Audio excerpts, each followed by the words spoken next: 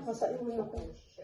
Nabasa yung bra ko guys. Kasi sobrang yung daloy ng ano ba?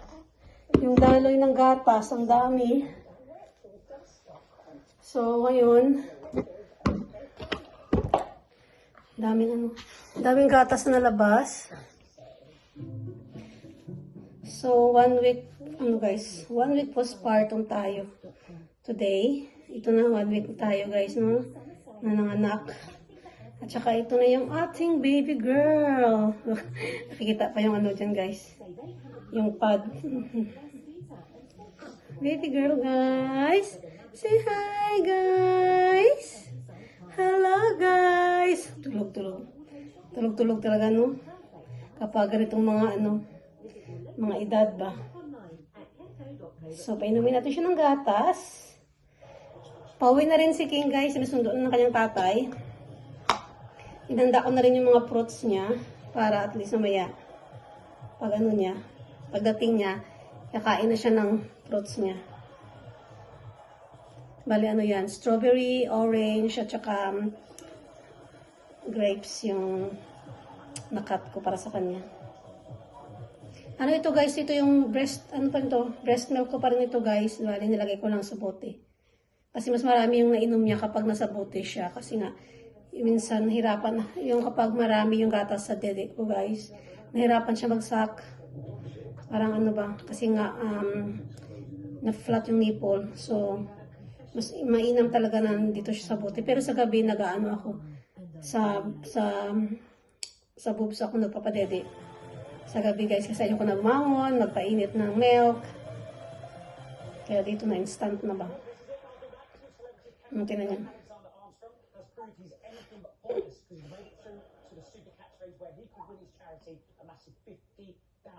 So far guys, yung recovery ko okay naman. Medyo, yung tahi is masakit pa din.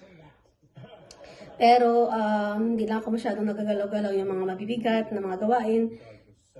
Kasi nga, naka-off pa naman si Mr. Siya yung mga, yung mga nag-shopping sa labas. Siya yung nagsahatid sundo kay Christian. Siya yung hugas ng pinggan. Minsan, pag marami, nag-aayos. Siya guys, ano talaga siya, full-time talaga yung help niya sa akin, which is wala ako masabi. Talagang, ginabawi niya sa help dito sa bahay. Kasi later on guys, pag babalik na siya ng work, naku, akin na lahat. Especially wala nang pasok, kung dito lagi si Christian sa bahay. Yan, akin na lahat ng trabaho. Pero sabi niya kapag may pasok siya na daming mga trabaho na gawain, like hugasin, hindi ko makaya gawin. Let's say wala siya sa work siya. Sabi niya, iwan ko na lang daw yung mga ganong trabaho, unahin ko daw yung bata. Unahin ko daw alagaan yung bata kasi ayaw na niya na iiwan si Ayla, maliit pa. Tapos nandun ako naglilinis sa taas, tapos kasama dito si Christian. Kasi si Christian, confused pa yan dito sa baby na to. Hindi pa niya alam talaga na ang baby, na ano ba?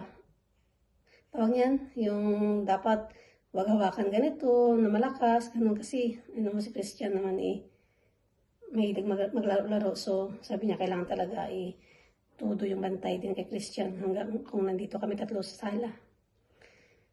And yeah, so far, nag-gain siya ng weight guys kasi nga kahapon, pumunta kami ng clinic kasi nga may appointment kami kahapon. So, yun nga, kinuhaan siya ng dugo kasi iti-test yung blood niya. Tinest nga, tapos kinilo siya, nag-gain siya ng 95 grams, which is good. Yan, ibig sabihin, nag-work yung breastfeed ko sa kanya. Nag-gain siya ng weight. Kasi lang siya nung pinanganak 2.6.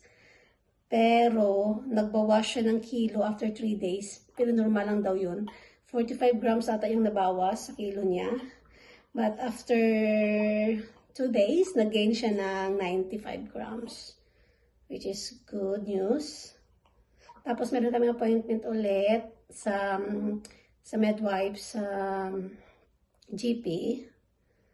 Sa 28 Pupunta kami doon kasi nasi-check na naman siya. Tapos may health visitor na coming sa next week. Dami guys, daming mga appointment kapag ganito mga newborn. Daming mga bisita ba from doktor, midwife, health visitor. Kasi checkan yan kung okay yung feeling mo, okay si baby, ano bang needs mo, not help, ganun sila. Yung mga emotional mo support, mga ganun. Nakayanan mo ba ang emosyon kasi may mga postpartum, ganyan. Siyempre, hindi yan, isa pa yan sa mga nanay na kapanganak lang guys, no?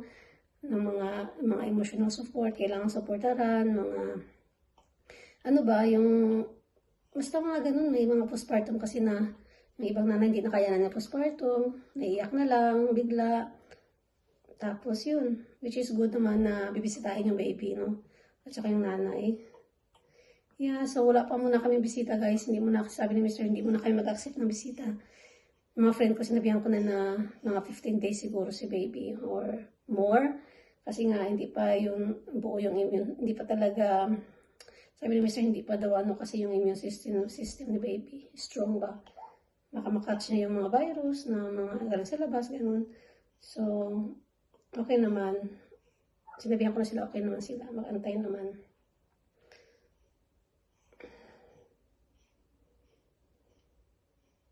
Ano nyo guys? Ay, naku. Hindi naman maubos. Ito kasi ano ito 90 meals. Ay, 60, 70. Mga 40 lang yan makakaya niya sa edad niya na nga ito. Na 7 days. Na 1 week old. Mga 40 lang makakaya niya. 40 to 50. Ganun lang yung mga didedit niya guys. Na ganitong edad niya. Pero after that, nagdagdag na magano. Ako guys, ano naman yung update sa akin? So far, yung nanganak ako sa baby girl, kay Ayla, is yung kilo ko is, tinan nyo, naka 30 lang siya, which is good. Naka 30 ml si Ayla. So, yung weight ko is 63. Ngayon guys, 1 week na, ang weight ko na lang is 57. So, nagbuwas ako ng timbang ng 6 kilos. Tsaka yung tiyan ko medyo may ano pa din. Malaki pa din, medyo malaki. Pero hindi talaga yung gaya sa first day na talagang parang buntis pa din ba. Meron din pagbago. Yeah. Tulog mo naman siya guys na nyo. Tulog yun siya. Tulog tae. At saka dede. Say hi guys! Say hi guys! Ano yung hirap sa akin, no? Hirap. Hi, guys! Ang cute na Ayla. Yeah, so naantay na namin si Kuya. Dito pala yung yung magkain na prepare ko sa kanya. Pagdating niya galing sa school. Fruits, strawberry, orange, at saka apple, grapes. Tsaka may juice din siya. Nakaprepare na yan, guys, kasi parati yan siya gutom. So, kapag walang fruits yan, hanap yan siya ng mga biscuit, ganun. So, ayoko nakakain siya ng biscuits kasi nga, kakain kami ng dinner, ng hapunan. Eh, mabigat yun. Wala na siyang ganun. Nag-smile siya. Nag-smile! Wala na siyang ganang kumain pag ganun. Pag mga kain na siya ng biscuit ba. So, which is fruits talaga prepare ko sa kanya.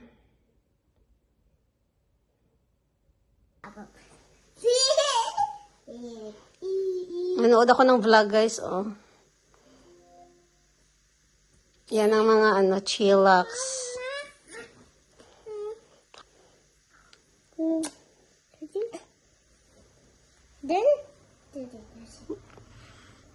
Always be careful with your sister, okay? Your sister is very tiny. Okay, sit down there in the corner. Where's your fruits anyway? Where's your fruits? Diyos ko, Lord, hindi na kumakain ng fruits, oh. Come on na. Eat fruits na. Ano pala yan, guys? Last day na bukas ng school ni Christian. Tapos holiday na nila. Grocery para si Mr. guys. So, bumili siya ng mga ganito. Fruits and everything. At saka bumili din siya ng ano ba yung bumili niya ng mga karne, oy? Okay. Bumili pa siya ng mga ganito. of steak. Ano to? Burger, steak, sausage. Okay. So, yeah. Ang galing ni Mr. guys, no? Siya lang talaga ang nagkusang. Kusang mag-shopping. Kasi nga, ayoko pa lumabas. Tayo guys, mag-kape muna ako.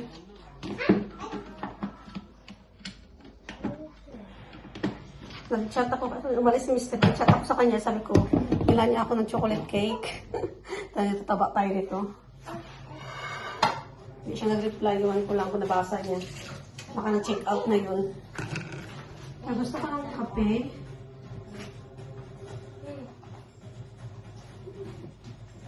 Gusto ko yung kape ko, hindi caffeinated. Ito. Gusto ko itong kape na powder na na kape. Sorry? Oh, okay, I need to fix that. Eat your fruits first. I'm gonna fix it once you eat your fruits. Come on. Would you like chocolate drink instead? Would you like chocolate drink? Are you sure? Okay. Gusto ko niya ng chocolate drink. Gawa natin sa Kristen chocolate drink. Ako naman magkakape ako ng Arabica. Pero siya, decaffeinated pa rin siya. Parang nasanay na ako guys, since nung nabuntis ako kay Ayla.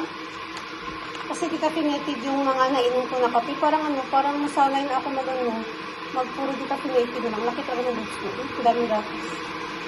Parang nasanay na ako gamit ng kape na decaffeinated. So,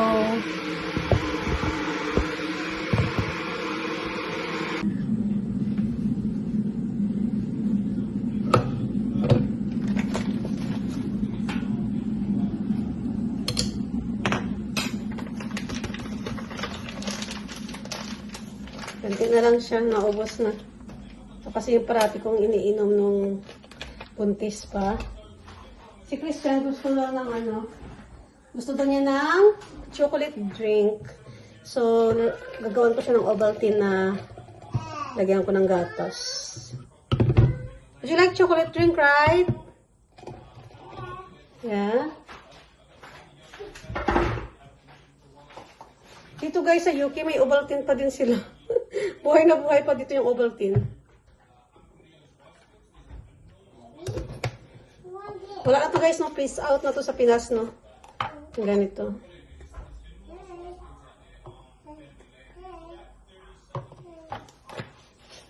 So, Ovaltine pa. Lagyan natin ng konti lang. I-melt ko lang siya konti.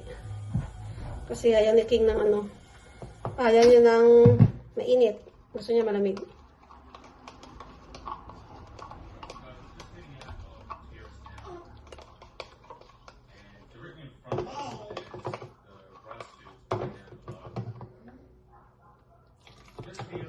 Tapos lagyan natin ng milk.